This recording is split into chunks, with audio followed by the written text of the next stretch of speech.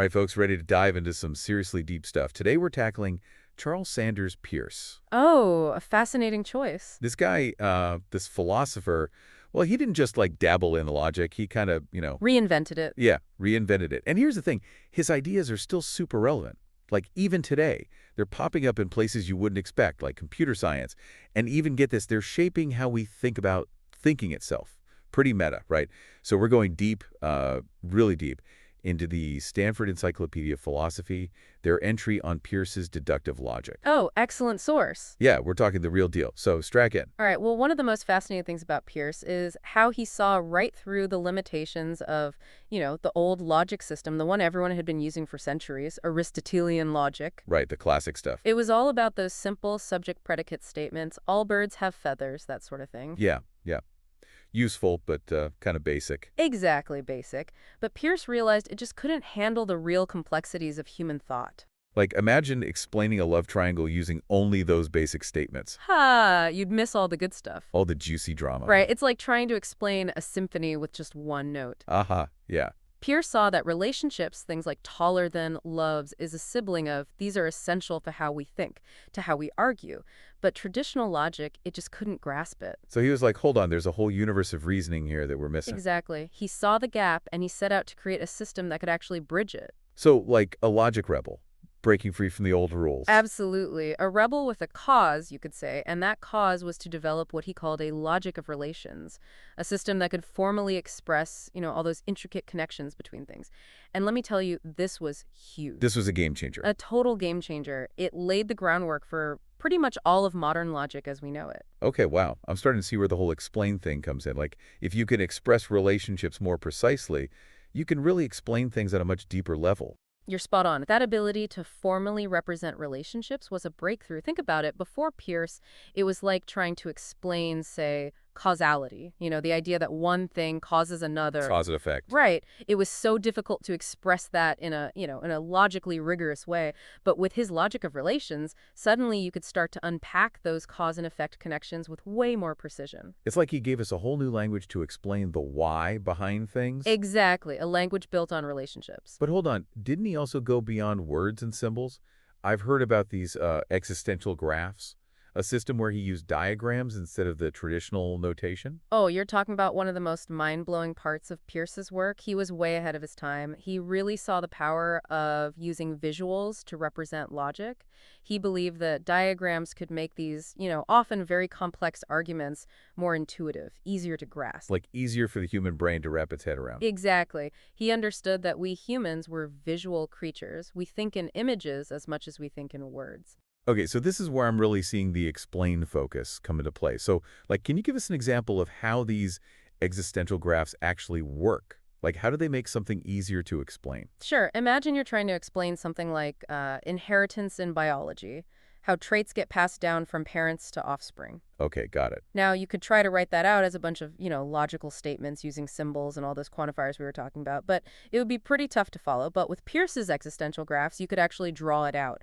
Visually represent those relationships between the parents, the offspring, the traits. You could see how those traits flow down through the generations. Oh, so it's like turning a complex argument into, like, a family tree, making it instantly understandable. Precisely. And it's not just about pretty pictures. Peirce believed that this visual approach could help us actually see those logical relationships in a whole new way, make them easier to analyze, to understand. And ultimately to explain. Exactly. And that's the key. This is seriously challenging how I always thought about logic. It's not just cold, hard symbols on a page. It can be visual, intuitive, maybe even beautiful. Beautiful, yes. Peirce saw a kind of beauty in the logical structure of the universe, and he believed that diagrams could help us see that beauty, appreciate it. Okay, so we've got a logic rebel, a champion for relationships, someone who goes visual with diagrams.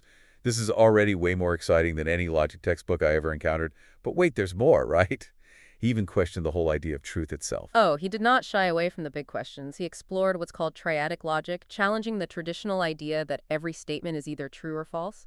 He introduced a third possibility, indeterminate, acknowledging those areas where things just aren't black and white. So instead of a light switch, it's more like a dimmer switch. Perfect analogy. It's about recognizing those shades of gray. Think about the concept of healthy. Is someone who eats fast food once a week healthy? It's not a simple yes or no, right? There's a whole spectrum. It depends on a lot of factors. Exactly. And triadic logic gives us a way to represent all those shades of gray. I'm seeing how this ties back to explain. Sometimes true or false just doesn't cut it. You need more nuance to really explain the complexity of a situation. Absolutely. Peirce recognized that reality is often messy, ambiguous. So he gave us a more nuanced language to deal with that. Okay, my brain's already feeling a few sizes bigger just from this first part of our deep dive. But before we disappear down the rabbit hole of triadic truth, I think we need to take a step back Sure. and really grasp how Peirce's work on relational logic was the foundation for everything else. We've talked about how Aristotelian logic couldn't handle relations, but what does that actually mean? What kind of reasoning was it missing? Well, think about a simple statement like Alice is taller than Bob. Aristotelian logic really struggled with this because it tried to force everything into that subject-predicate form. You could try something awkward like Alice possesses the property of being taller than Bob, but that doesn't really capture the direct relationship between them. It's like saying the sunset has the quality of being beautiful, instead of just saying the sunset is beautiful. Exactly. It loses the impact, the directness. Peirce recognized that relationships, they need to be treated as first-class citizens in logic. They couldn't just be crammed into existing categories. So what did he do? Did he, like, create a whole new category called relation? He did something even more radical. He came up with a whole new system of notation that allowed him to express relations directly without having to contort them into that old subject-predicate form. And a big part of that was his introduction of what are called quantifiers. Quantifiers. Ooh, that rings a bell. Oh, you use them all the time without even realizing it. Quantifiers are those little words like all, some, every, and none. They tell us basically how many things a statement applies to. Right, like all dogs go to heaven, or some people prefer cats. Exactly. Peirce realized that these quantifiers, they were crucial for expressing the logic of relations. And to make things even more precise, he came up with special symbols to represent them. You've got the universal quantifier, looks like an upside-down A, and Anything. it means for all. And then there's the existential quantifier, looks like a backwards E, and that means there exists. So instead of saying all cats are furry, you'd write something like upside down, a cat's furry. Precisely. It might seem like a small change, but trust me, it was revolutionary.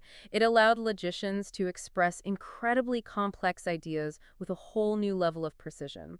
And it all came about because Peirce was so determined to conquer this new territory of relational logic. So this is where we see the power of explain coming in a really big way. Absolutely. It's all about clarity and precision. Okay, I'm starting to get it, but can you give me, like, a concrete example, like a complex idea that can only be expressed because of these quantifiers? Sure. Let's say you want to explain the concept of a limit in calculus, Okay, getting mathematical.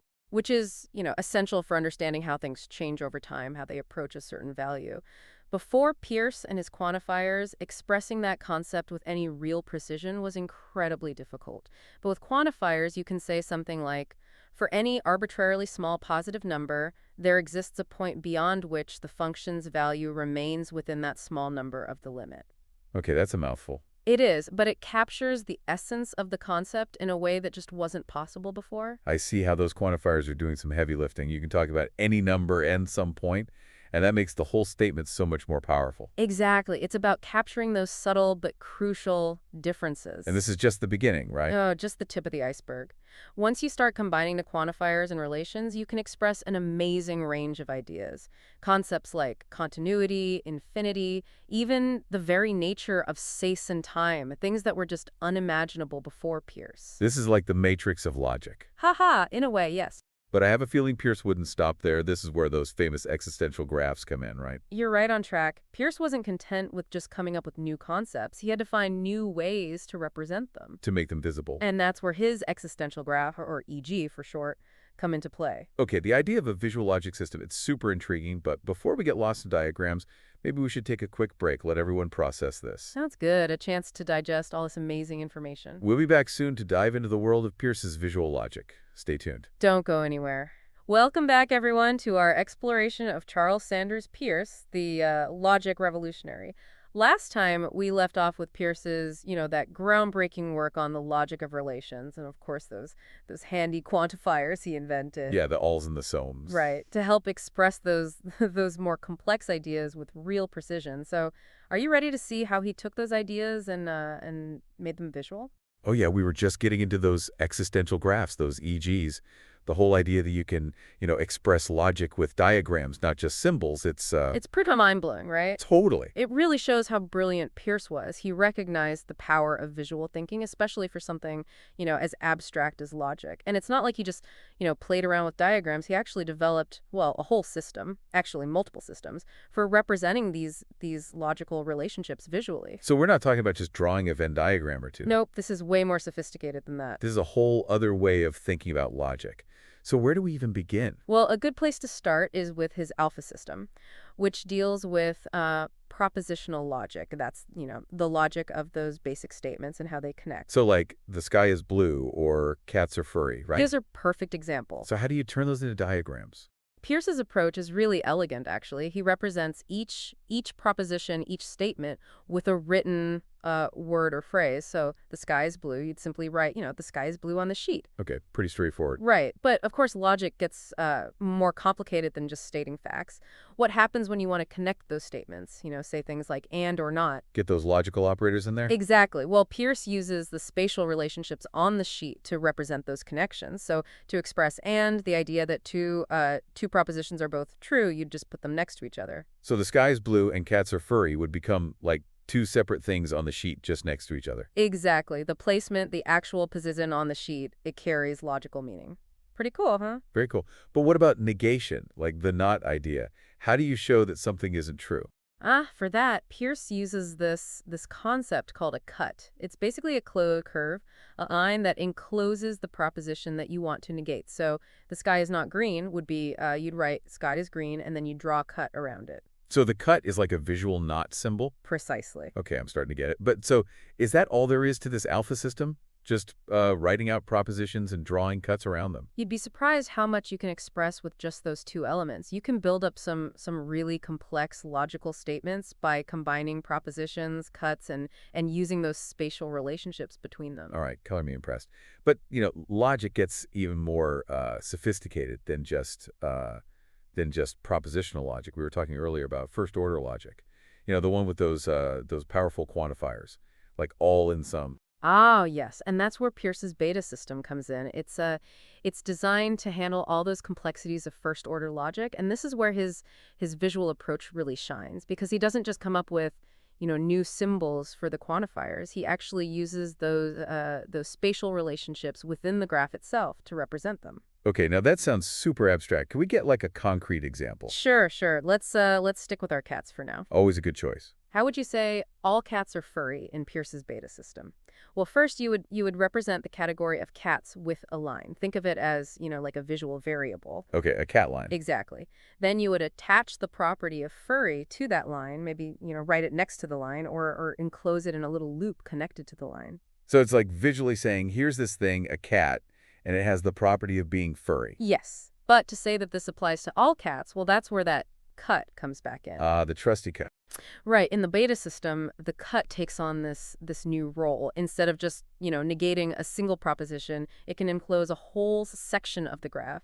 It shows that whatever's inside, it applies universally. So if you draw a cut around the cat line and that furry property, you're saying this is true for every single cat out there. Precisely. It's brilliant, really. It's a way of visually capturing that whole meaning of the universal quantifier. You're basically saying everything inside this box, it's true for all members of this category. Exactly. That's so clever. But what about those existential quantifiers, the sum or there exists ones? How does Peirce handle those visually? Oh, he keeps it nice and simple. For existential quantifiers, you don't need any spelling enclosures. You just leave that line, the one representing the category, open-ended. So some cats are black would just be, a line for cats with black attached, but no cut around it. So it's the presence or absence of that cut that visually tells you the difference between all and some. You got it. It's like the HUD acts as this visual boundary, defining the scope of what we're talking about. Wow. Okay. This is getting pretty deep into the weeds of visual logic here. I'm starting to feel like I need a whiteboard to really follow along. Haha, it's definitely a system that benefits from visual exploration. But the key takeaway here is that Peirce, he wasn't just trying to come up with a clever way to draw logic puzzles. He was really interested in how our minds, how they understand and work with these logical concepts. That's right. We were talking before about how Peirce's work helps us explain things better. And I'm really starting to see how those existential graphs, they're like this powerful tool for explanation. especially for, complex relationships and ideas. Absolutely. Think about trying to explain something like the structure of a computer Oh, program yeah. or, the flow of information in a network. These are inherently visual concepts, and trying to explain them just with, words and symbols, it can be really tough. But with Peirce's EGs, you can create this diagram that shows exactly how all those different parts are connected and how the information flows between them. It's like turning a complex idea into this map that you can actually see and follow. Precisely. It makes the explanation so much more intuitive, more accessible. And that's exactly what Peirce was going for, right? He believed that this visual representation, it could unlock these whole new levels of understanding, not just for ourselves, but for anyone we're trying to explain things to. Okay, I am completely blown away by the depth and originality of Peirce's ideas. But, I'm sensing there's even more to explore here. We haven't even touched on his gamma system for modal logic or the philosophical implications of that triadic logic we talked to earlier. You're right. There's so much more to unpack in the world of Peirce's logic. We've only scratched the surface. But, I think we've laid a good foundation here for understanding those core principles of his work. Agreed. But we definitely need another episode to really dive into those more advanced concepts. We'll have to pick this up again soon. But for now, I'm still kind of reeling from the sheer brilliance of this visual logic system. It really is remarkable. It's a system that's both rigorous and intuitive, a real bridge between the world of, formal logic and how our minds naturally work. A true testament to his genius. Welcome back to the deep dive. We're still exploring the amazing world of Charles Sanders Peirce and his totally revolutionary work in logic. So far, we've seen how he, completely changed the game by introducing that whole idea of relations. Right, moving beyond that limited Aristotelian view. Yeah, and then he kind of blew our minds by representing those relations visually, with those existential Those graphs. EGs, yeah. Right. But now get ready to enter like a whole new dimension of thought because we're about to tackle Peirce's ideas about truth itself. Oh, yeah, this is where things get really interesting. This is the big one. We've been talking about how Peirce's work helps us explain things, right, in a deeper, more nuanced way. Right, getting to the heart of things. And that leads us to one of his most thought-provoking ideas, the idea that the traditional way of thinking about truth, that it's either true or false, that might not be enough. Hold on, are you saying that everything I learned in Logic 101 is wrong?